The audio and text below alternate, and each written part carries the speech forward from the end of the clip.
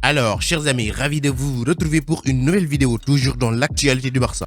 Aujourd'hui, on va parler de Ilaix Moriba, ses défauts, ses qualités et surtout ce qu'il doit améliorer dans le futur pour s'imposer au Barça. Donc l'intro et on verra ensemble tout cela.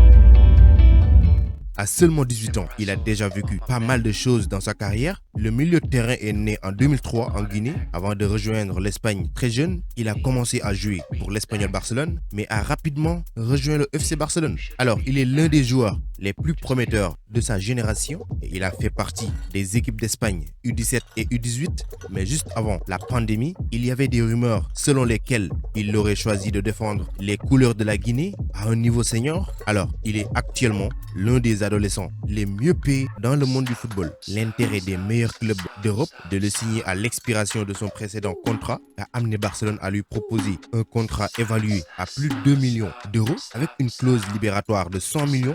Donc à la fin de cette vidéo, vous saurez tout d'Ilaix Moriba, comment il joue, ses défauts, ses qualités, ce qu'il doit améliorer dans son jeu. Alors généralement, il joue en tant que milieu de terrain central, droit ou gauche, dans l'utilisation classique du 4-3-3 du FC Barcelone. Alors sa taille de 1m83 lui permet de pouvoir jouer de temps en temps comme milieu de terrain défensif, mais ses principales capacités sont dans la partie offensive du match. Il a besoin de liberté pour monter et descendre sur le terrain. Alors il est souvent comparé à Paul Pogba. Il est également un milieu de terrain très dominant et complet. Il combine son rythme et sa force avec une excellente technique dans les espaces restreints, un bon tir de loin et une cadence de travail élevée pour attaquer la boîte. Il est très adaptable à des tactiques et des rôles très différents car il peut jouer en tant que milieu de terrain défensif, box-to-box ou offensif selon les besoins de son équipe. Alors, il n'est pas cependant le milieu de terrain typique du Barça, bien qu'il ait les capacités techniques et de passe auxquelles on peut s'attendre à un diplômé de la Masia. Ses principaux atouts résident ailleurs. Il utilise ses excellentes conditions physiques. C'est un coureur puissant et résistant aux longs efforts pour faire des mouvements verticaux au lieu de se déplacer horizontalement pour dicter des positions profondes.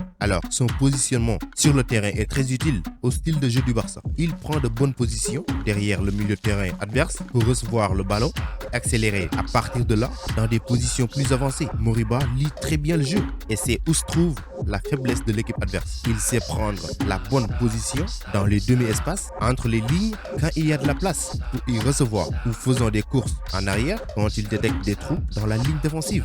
Outre les capacités physiques qui lui permettent de monter et descendre le terrain pour trouver des espaces, de tirer la meilleure partie de son mouvement, son premier contact est génial et combiné à sa conscience, ce qui lui permet toujours de faire face à la partie du terrain vers laquelle il souhaite progresser. Il utilise également les deux jambes pour passer, ses passes sont précises. Il a aussi un très bon tir à distance, ce qui ajoute des buts à son style déjà polyvalent. Donc souvent il se positionne dans le demi-espace juste derrière le milieu de terrain adverse, offrant ainsi une bonne option progressive pour son coéquipier. Lorsqu'il reçoit le ballon, il joue une passe facile à l'arrière. Il a aussi le pouvoir qui lui permet à chercher à recevoir le ballon dans des positions dangereuses, mais aussi à attirer l'attention des défenseurs et à ouvrir des espaces pour ses coéquipiers au bord de la surface. Donc, lorsque ses coéquipiers génèrent de l'espace, pour lui, Moriba est rapide pour les repérer et les attaquer. Et il peut se mettre très vite dans une bonne position et créant des doutes chez l'arrière latéral adverse. Lorsque les attaques avancent de l'autre côté du terrain, il se concentre sur l'arrivée dans la surface et sur de bonnes positions de score. Il chronomètre bien ses courses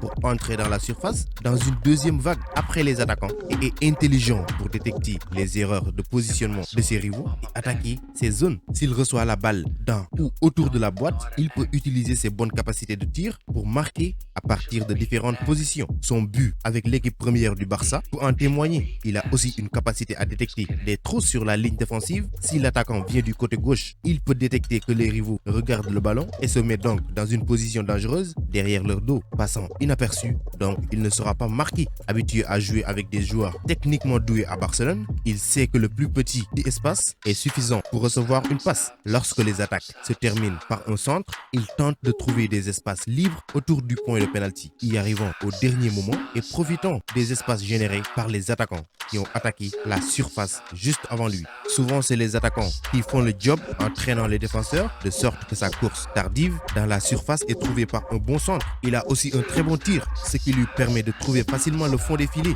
Donc la saison passée était sa première avec le FC Barcelone B et contre des joueurs seniors. Grâce à son physique, il s'est assez bien adapté et compte de plus en plus de minutes de jeu, mais quand même, certaines parties de son jeu nécessitent encore des améliorations. Tout d'abord, la passe de Moriba est trop conservatrice lorsqu'il jouait avec le FC Barcelone B.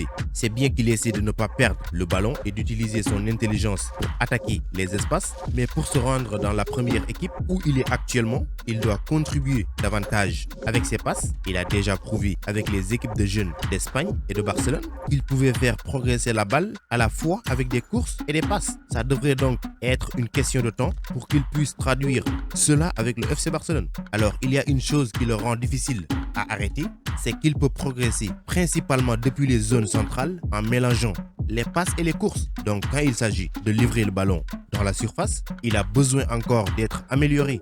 Il le fait très bien quand il peut courir avec le ballon, mais a du mal à faire des passes dans les positions de tir. Cependant, il délivre bien le ballon dans les zones latérales de la surface. Avec des passes entre l'arrière central et l'arrière latéral, il s'était bien débrouillé avec le FC Barcelone B en termes de dribble avec 3.44 dribbles pour 90 et en complétant 64% d'entre eux.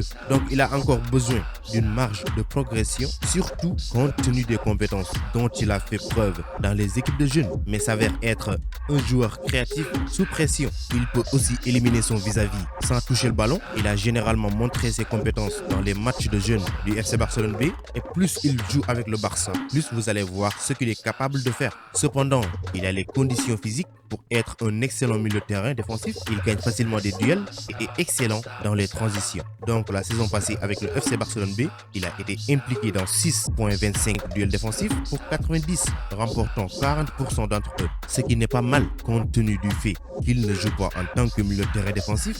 Maintenant, le problème avec sa défense réside principalement dans son positionnement. Son rythme de travail n'est pas mauvais et il court pendant le match, mais il est souvent surpris en train de regarder le ballon ou de se mettre dans des positions où il ne couvre pas efficacement les lignes de passe. Il peut souvent laisser sa marque au milieu de terrain pour appuyer sur un défenseur rival. Lorsque ce dernier joue la passe, il tourne la tête et n'intercepte pas la balle, ce qui rend sa pression inutile lorsque le ballon arrive sur le joueur qu'il marquait auparavant. Maintenant, il faut noter que la décision de faire pression n'a pas été mauvaise en soi, mais l'exécution a été médiocre et il ne montre aucun instinct défensif. Souvent aussi, il ne surveille pas ses arrières et ne parvient pas à bloquer une voie de dépassement facile. Et pour que cela puisse se faire normalement, il doit noter que son milieu de terrain défensif marquait déjà quelqu'un. Donc le joueur qui reçoit la balle est la responsabilité de Moriba, car il est juste derrière son dos. Ce genre d'erreur peut être très coûteux pour des équipes comme le FC Barcelone qui ont l'habitude de se défendre en hauteur, car toute passe progressive peut laisser un joueur avec beaucoup d'espace pour avancer. Enfin,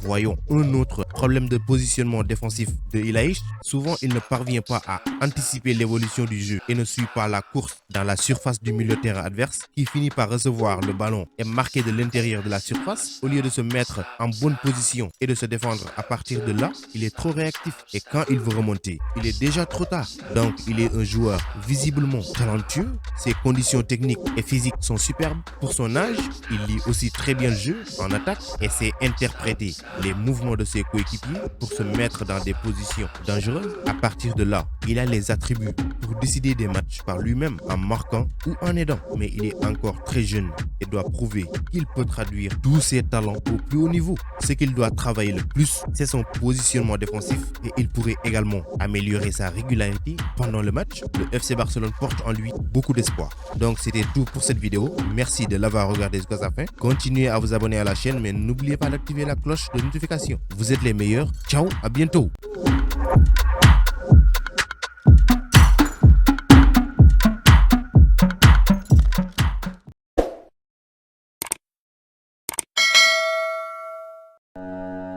Pour échanger avec moi directement, c'est possible sur Instagram. Le lien se trouve dans la description, donc rejoignez-moi là-bas, ainsi que sur Twitter et même sur Facebook.